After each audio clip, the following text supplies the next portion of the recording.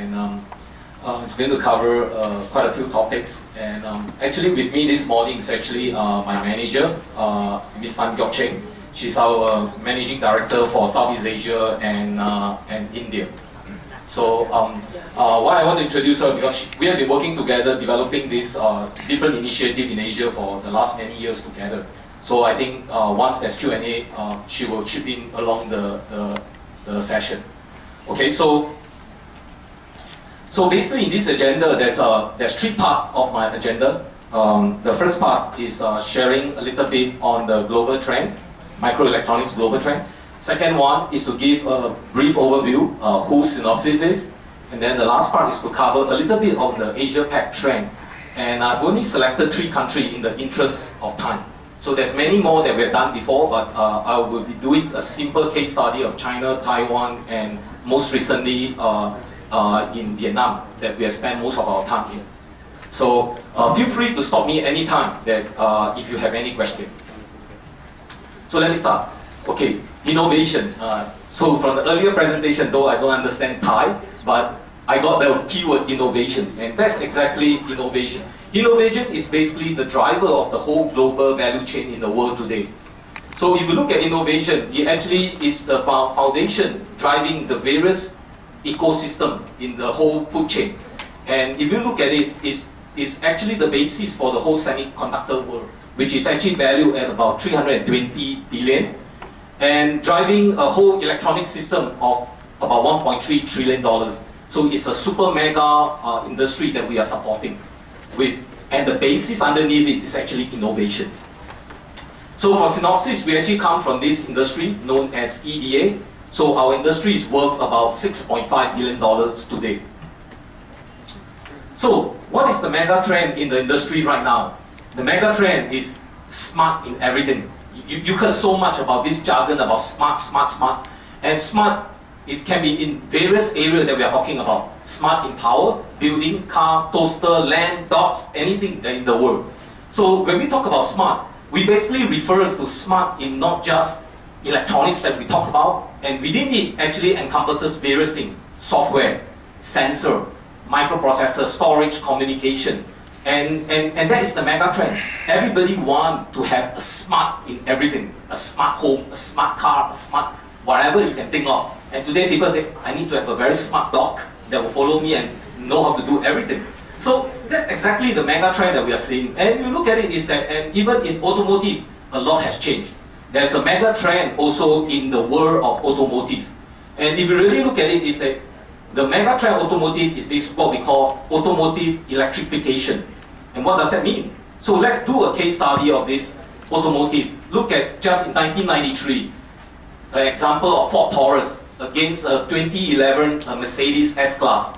If you really look at it, is that the Ford Taurus in the early 90s, we have only about maybe 3 ECU.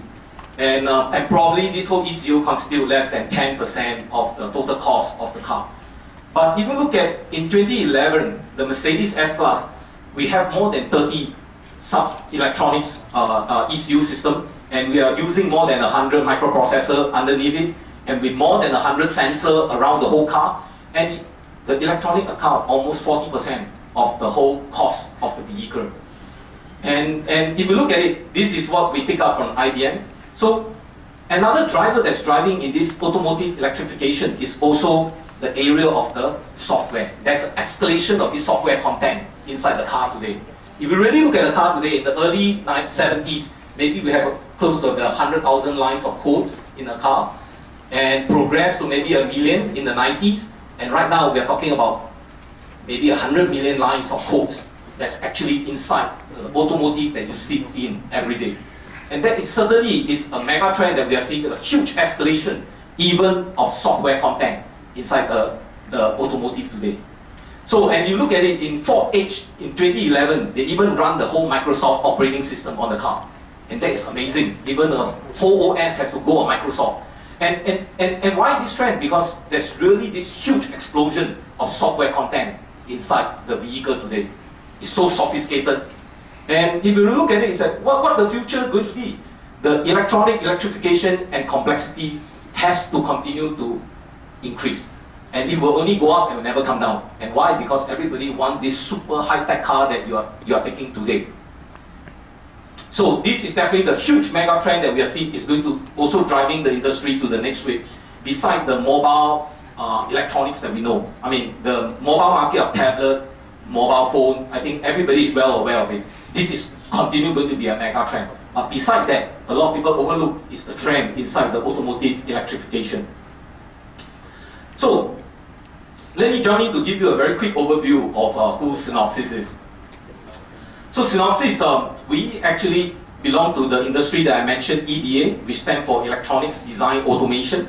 The company is 26 years old, and this is our revenue. We ended the year last year at about 1.76 billion, and this year we are targeting to end about close to $2 billion end of this year. And we have about 8,000 employees worldwide, 90 offices worldwide. And if you really look at it, is that the R&D, we invested at least 31% of our revenue back into R&D. Why? Because we are providing solution for people to design the next generation of car, the next generation of iPhone, the next generation of Galaxy phone. And we are the provider of the software for them to design the chip, the microelectronics chip that's inside their system. So look at it, the whole EDA, this is the market share. And this market is dominated by 3 big players in the world. The first one is Synopsys, occupying 27, Cadence 20, and Mentor 17. Just these 3 players, we wiped out almost 65% of the whole market share. The rest of it, 36 of it, is the various 500 other players, small players in the world. And to help you to see it better, I downloaded this from Google. And from Google Finance, you can actually get a feeling of the different size of the player. So Synopsys has a market cap worth about 5.7 billion. And Cadence is 4, and Mentor is about 2.3 billion. And this is the revenue that we achieved last year from the 3 different players. And one thing to note is that Synopsys has an extremely low debt to equity. We're one of the lowest. And why? Because you need to have the cash to reinvest back into the R&D, because we are in the super high-tech world. We provide solutions so that people can design the next generation of IC chip in the world today. So look at it, is that today Synopsys is clearly the world market leader for any SoC chip in the world. So any chip that you see in the world today, I have a 99% confidence level that they are likely somehow a Synopsys customer in one way or another.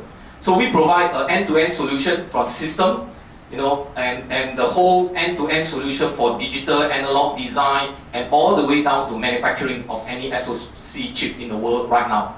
And we have all the solution. And even in the area of FPGA, IP prototyping, which I'm going to go a little bit closer. So 2 weeks ago, Synopsys just made an announcement of this sensor IP subsystem, because this is another mega trend of the smart in everything. Sensor is one part of it. And you look at it, is that Synopsys has just released this whole IP subsystem, which is a whole IP subsystem for sensor incorporating a 32-bit processor inside this whole subsystem. And it actually comes complete with a host of this the hardware accelerator, the software, the IOs, and all the different interface to connect to the different kind of interface that you're going to tie with all kinds of sensors in the world. And it's already available right now that we have released it. And not known to a lot of people that Synopsys is actually inside this automotive market. If you look at it, is that today we have a complete end-to-end market solution, even in the automotive market, providing a virtual system that will allow you to do a very early software development. You know why we need to go into software, because of the huge explosion. And providing solution to have mechatronics kind of simulation, wire harnessing, or any kind of power system, and bring you down to FPGA, and with support from a huge IP, silicon-proven IP infrastructure in the market. And what does that mean? And so you look at what we have, be it whether you're doing powertrain, whether you are having a body electronics or any kind of safety subsystem, or in the area of IVI, or the infotainment, in-vehicle infotainment that you have, or the ADAS, basically the advanced driver assist system that you have, which you have all the sensor, the camera that's all around your cars today. We have the solution. So today, we have a system that actually enables you to provide a whole virtual system of the car to enable you to do early software development. And we also have a simulator that allows you to do mechatronics kind of simulation, means a mixed domain simulator that allows you to mix both your physical and electronics world. And we also have a full FPGA system that provides you the software to implement any kind of FPGA in the world that you may work on, and also with the IP, infrastructure, and a microprocessor.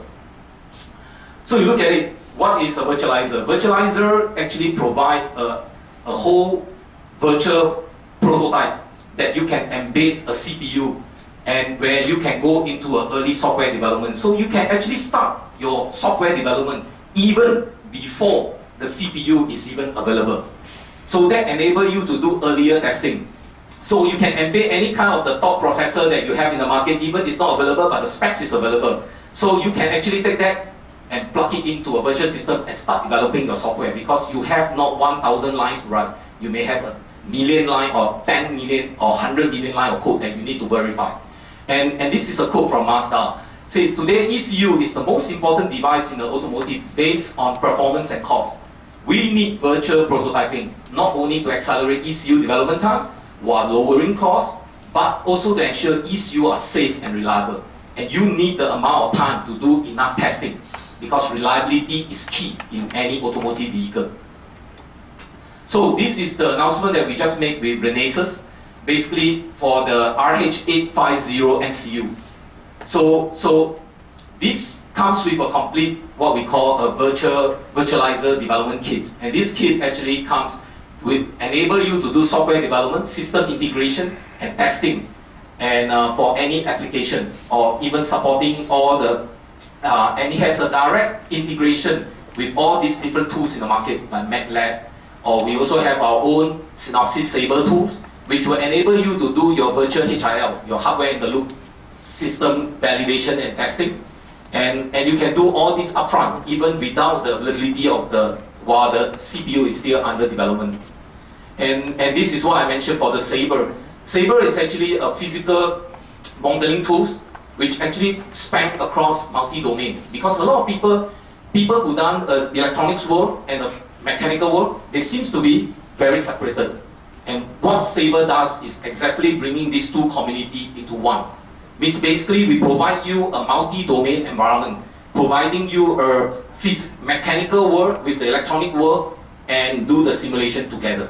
And that's where you can actually do a full study of the simulation, the analysis for reliability, doing fault injection, maybe to comply your ISO 26262 compliance, all your certification.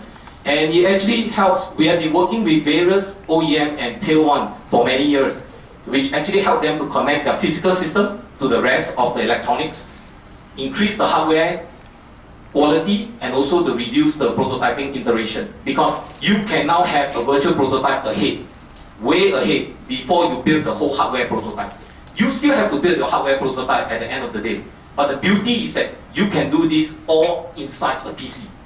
Without you actually cut down your whole iteration of building multiple prototypes. All can be done all inside a software environment. And that enable you to have a better electrification of the automotive system and better reliability, because you have more time to test and do your testing and validation all ahead of time and complying with all the different standards and certification in the market.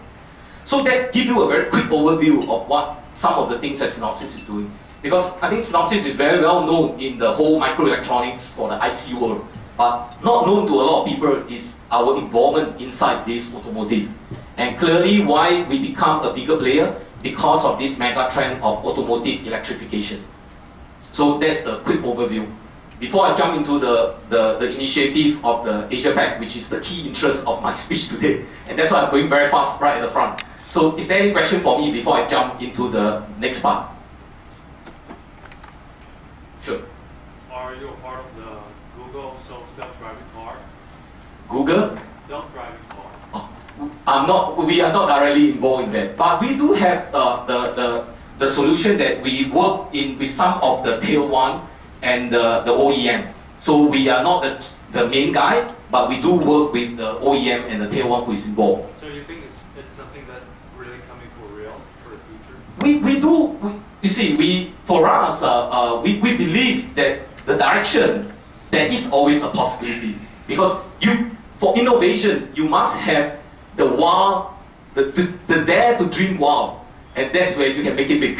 And for us in this industry, for EDA, we work with a lot of people who have really huge idea that some people may be skeptical about it, but today I've seen the products that came to pass after these 20 years. And that's exactly what we've been seeing. Okay, so let me jump straight into this Asia Pac trend. So Asia Pac, that's where all of us are in today. If you look at it, so today Asia Pac has the most semiconductor design house in the world today, which maybe sound as a surprise to you, but look at this data that we collected in April 2011. US has about 507 design house, and this is Europe. And you just look at within Asia Pac, there's 3 big countries that has a lot of design house activity. And just China alone has about 472. Taiwan 256, and India is about 120. Just these 3 countries alone, we have almost 900 design centers just within Asia Pac. Not to count those other smaller countries that has smaller activity. There's many more in those countries. So you look at it, is that actually this is a big part of it. And you look at it, out of the top 50, 14 of them are actually found in Asia Pac. If you look at this report, these are the companies that are actually big MNC that's already found in Asia Pac today. And out of which, 9 out of 12 of the IC foundries are found in Asia Pac. And of course, everyone knows TSMC, UMC, Global Foundry, these are the big guns. But you look at it, there's many other, like Samsung has also come into the IC foundry business. Even Intel is also coming into this foundry business right now. And 9 out of 12 of them are all found in Asia Pac. So Asia Pac is exactly the heartbeat of the next wave that we are seeing. And that's where we are seeing the huge growth. And just the revenue of Synopsys has proven in the last 5 years, our growth is all in Asia Pac. Our other region may be flat or the growth is very minimum, but we are experiencing huge growth just within Asia Pac alone, even from our company revenue. So you look at it, is that Synopsys has been involved in many national initiatives in Asia for many years. I've been with Synopsys for 15 years. So in the last 15 years, I've been working with my boss in developing all these initiatives, and we've done quite a number of them in various countries within this region here. But in the interest of time today, I only be covering 3 of them, which is China, Taiwan, and Vietnam. So let's look at China. I think China, everybody already know, it's a huge awakened dragon that has awakened. And there's many development that the country has been trying to do, and they have been trying to execute different policy very quickly because they know that they started late compared with many other bigger countries and big countries. So they set some clear policy on what are some of the things they want to do beside the human resource. So this program that we've done, human resource is always the basis of any kind of program, because without people, you can have how big a plan is useless, because you need the people to execute, and you need to have the right resource to execute. So in China, they have set up different plans, even setting targets for their revenue, and then tax, and then the government set up different kind of policies, and they also set up different kind of what we call incubation center around the whole country, because they just want to accelerate the movement of the whole country. And they even set up a 13 design incubation. And so in the year, Synopsys has been working with them for the last almost 10 years. So in 2011, we actually signed another extension to widen the contract that we have with the government, and to extend this success that we have seen over the last 10 years in China. And so this is the program that the country has set up, which is basically the National Incubation Center. There are 13 of them that they started in 2002. And at the time, they need to choose an EDA partner, because design, you need the EDA tool as the basis. And so they decided on Synopsys at the time in 2002, and we have ever since been working then. So we have been officially endorsed as the standard for the whole center that they have in the world. And what are some of the changes that we are seeing? So you look at the worldwide semicon market share around the world right now. In year 2000, China occupied only about 6.7% of the worldwide market. In 2005, it moved to 24. And the interesting portion is in year 2010. They occupied 32, surpassing US and Japan in terms of the IC consumption and the market share that they are experiencing right now. And they are forecasting that by 2015, they will go towards about 35%, and that's where you will see that their revenue actually going to triple United States. And that's the projection that people are seeing in China. And look at the kind of design house that they have in China today.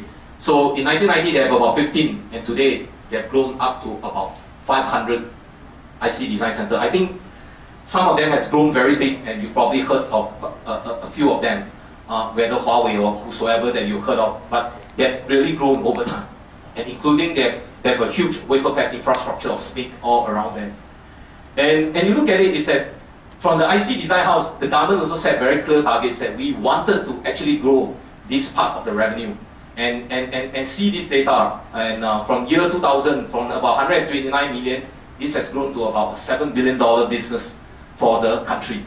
And that's the growth that you can be seeing, because very clear execution plan and development plan and very clear targets that they are setting. And that's where we are seeing this trend. And you can see that there's many driving forces that is actually driving China. One of them, of course, the demand driven, because they are the #1 largest country in the whole world with billion population. And the return of the Chinese from the Silicon Valley, which actually bring technology back into the country. They have been clearly pulling all these people back from the US. And also improve support from the local foundries. So the government also set very clear target that I want to expand the foundries, the manufacturing base, and that's where they actually divert their resource there. And then increase the downstream of the electronics. And that's where you can see that the design house are supported by this whole, what we call ecosystem. You know, it's never independent, it's always an ecosystem. And so you can see some of these huge drivers is, #1 I mentioned, is a very clear government policy. Policy being set, and then standard. They also play some standard game, because for China, they can play some standard game because they are huge. They are a huge country, they can set their standard, because you can still see there's many products in China today which they have no interest to ever go out of China. They just say, if I can sell in China, I'm already a billionaire. My product don't have to go out. And that's why they can set their own standard. Even a telecommunication, you know, the TEDI CDMA, they said that, I mean, what can all those GSM, all those guys, what can they do to them? Because they are trying to avoid all the royalty, but they can set. And in the end, the world has to align, because you want to enter this huge market. And so they have a standard game that they can play. Not everyone can play this game. And of course, they have a huge domestic market. And that's explain why they can survive that way. So this is a very quick overview of China. And these are some of the policy that they have been doing. So the second one is Taiwan. Look at Taiwan. So Taiwan has actually went into a very clear economic development for almost 60 years already. It's a very long process that they have gone through. And they moved from a very labor intensive in the early 50s and converting to a capital intensive, and then finally to a technology and knowledge intensive industry today. And if you really look at it, is that, and one big factor that you can look at it is based on this GDP per capita. They have grown from $145 to $21,000. So you can really see how this market has transformed over the last 60 years and what benefit it has bring to the population. And this is another data point about Taiwan semiconductor. So this is just narrowing down to just semicon. And if you really look at the semicon, the market, it started in the early 90s, just about a $300 million market, and have grown over time to a $17 billion market right now in Taiwan. And over these last 20 years, what you have seen is actually the growth of the IC design center in the world, in Taiwan, with all the big names that you have heard of, and big MNC that has grown over time, that they have developed, you know, Beware Ali, TSMC, UMC, MediaTek, all these huge MNC that has been created. And they have started We used to be only 57 to about 300 IC design center right now in Taiwan. So one of the big drivers that's driving this in Taiwan is actually this, the key National Research Institute known as E3, which is the one that's Synopsys partner. And this is the one that I think a lot of people already know them. They are a non-profit government organization. And their job is to create innovation and technology through R&D. And to spearhead development of emerging technology. They always look at what's the next wave and how we can get that ahead of the world and then enable our people locally and then to enhance the competitiveness of the industry. So they've created many programs. Beside all this development, they also create a very conducive environment for Taiwan industry to access this R&D that they're set up in E3. E3 is really huge. There's a few thousand people out there. And basically, they have a lot of joint labs and then the incubation center that we have worked with to enable startup. And if you really look at it, is that E3 over the years have created a very significant or some world renowned name for startup. And of course, you look at the history in 1975, there's from RCA, that's where CMOS technology first get introduced into Taiwan. And then the first company, UMC, the wafer fab, got spin-off from E3 in 1979. And then generating a revenue of about $3 billion. And then next, TSMC got spin-off from E3 in 1987. And then next, when in TMC, which is the first mask shop in Taiwan, got spin-off. And then finally VIS, and that go on one after another. So it's very clear, they define very clear direction and industry that they want to go, and then they just focus on this development, find the competitive edge, and then start spinning them off one after another. So you look at it, is that there's many companies that all has been spin off, and these are just some of them that are captured, that actually got spin off from E3 in Taiwan. And you look at it, for the past 40 years, E3 has been focusing on establishing new high-tech industry, upgrading of traditional industry, because they know traditional manufacturing industry is a time bomb. Sooner or later, your neighbor is going to be cheaper than you, and that's where it's going to move.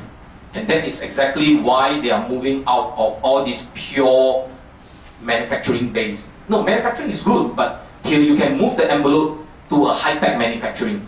If not, it cannot stay, because it's all about cost. Cost of our people, cost of the business. And you can see that they have been spending huge amount of money, is also in human capital development, which is exactly what we are talking right now.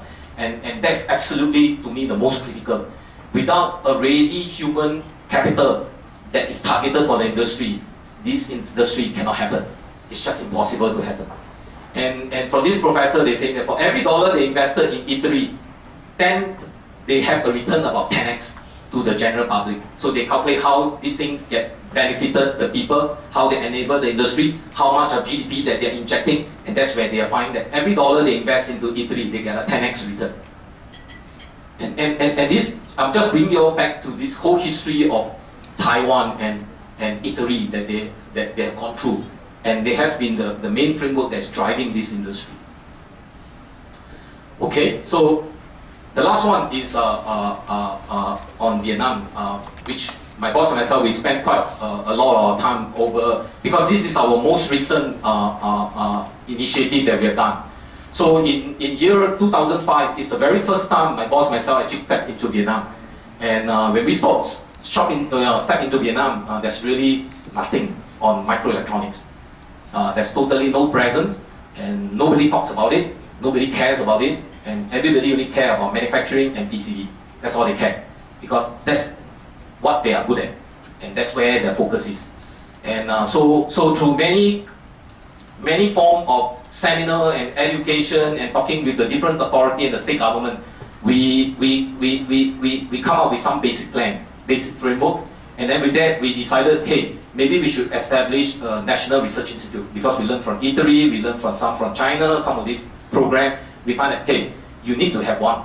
And because Vietnam don't even have a National Research Institute in IC design. And that's where in year 2005, we established the first National IC Research Institute in Ho Chi Minh City, called IC Direct, stand for IC Design Research Education Center. It's a long name.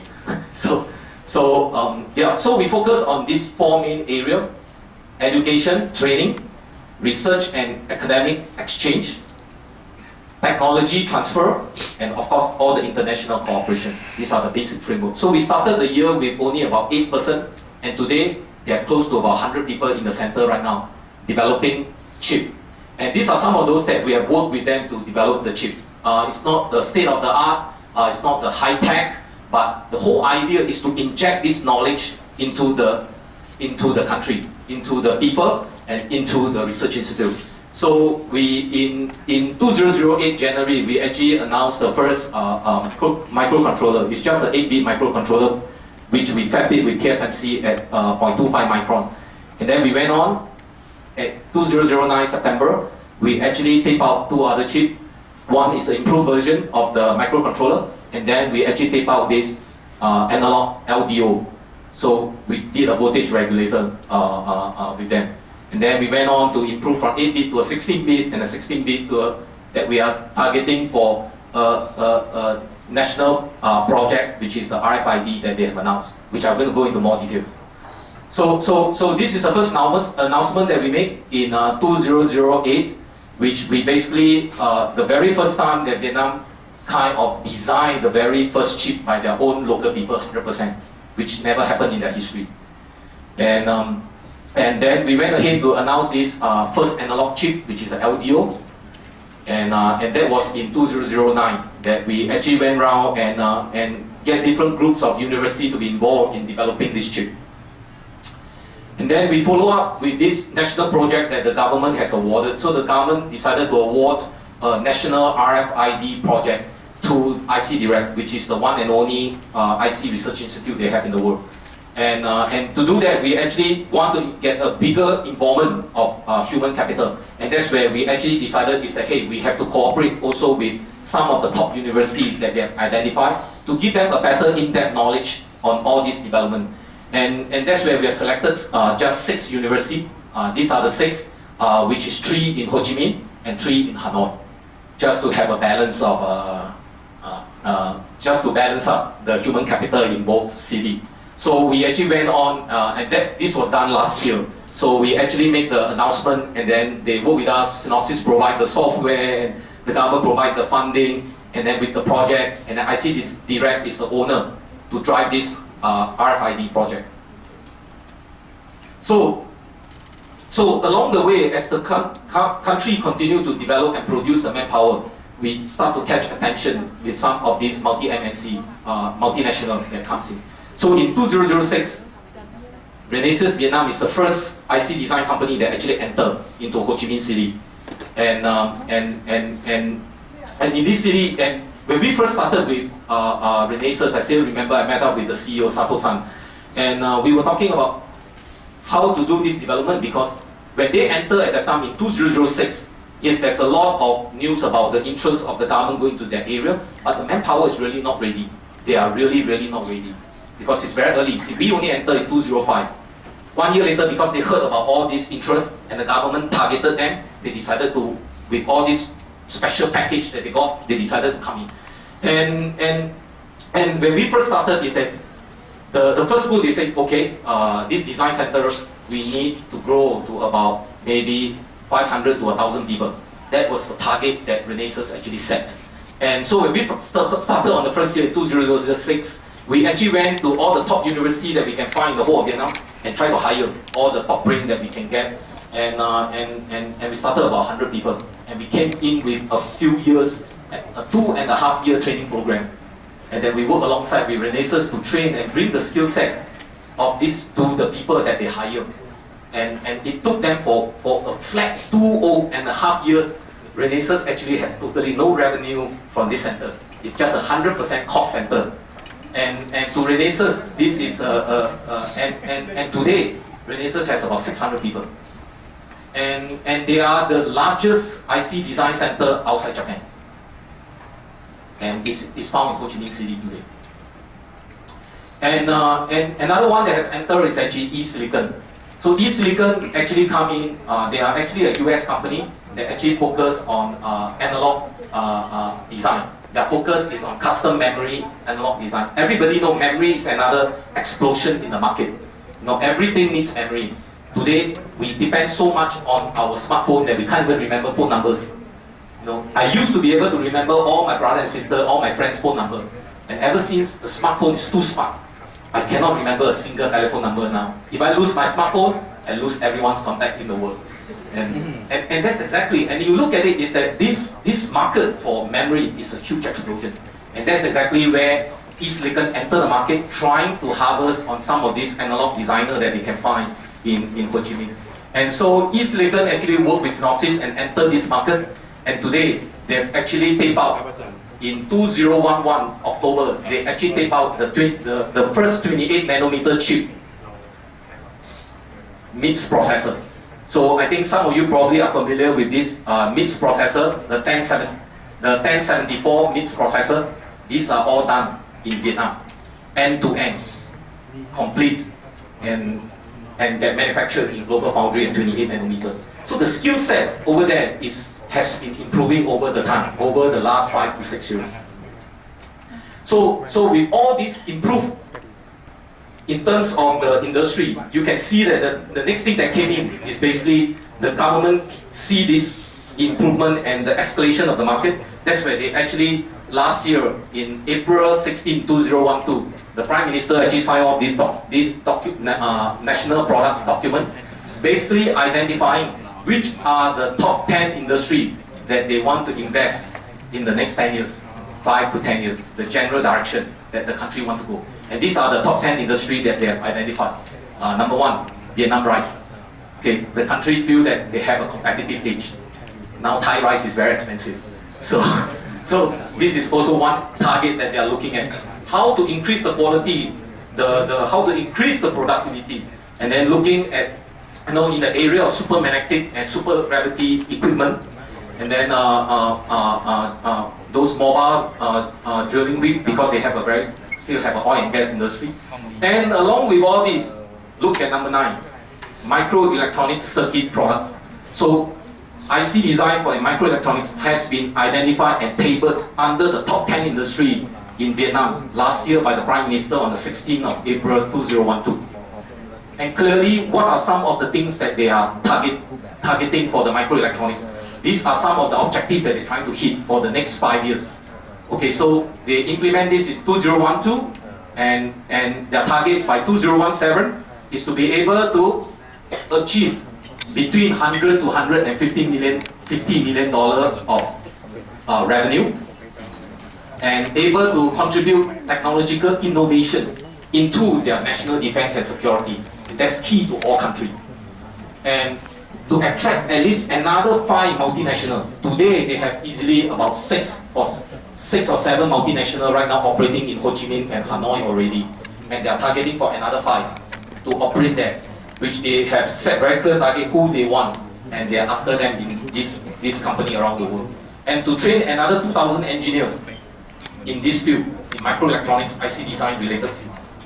And then to incubate another, hopefully able to incubate 30 local companies that they can grow, and hopefully a few of them can succeed. So it's very clear targets that they're set in this national agenda that was set off last year in April. And so what is very common in these 3 countries that we see? They have first a very industry-ready student program. That's very clear. Number 1, human resource. Number 2, they have a very clear industry-academic link, how the industry and academic should work together. And number 3, they have very clear government program.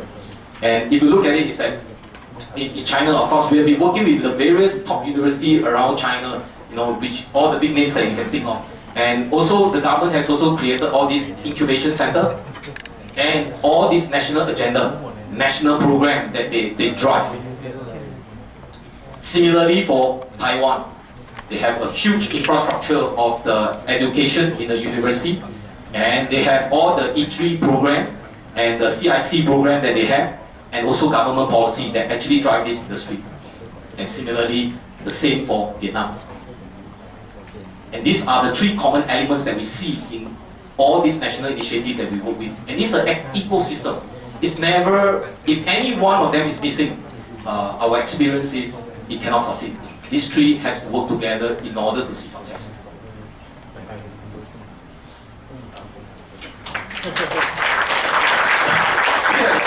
Sorry, because I keep watching my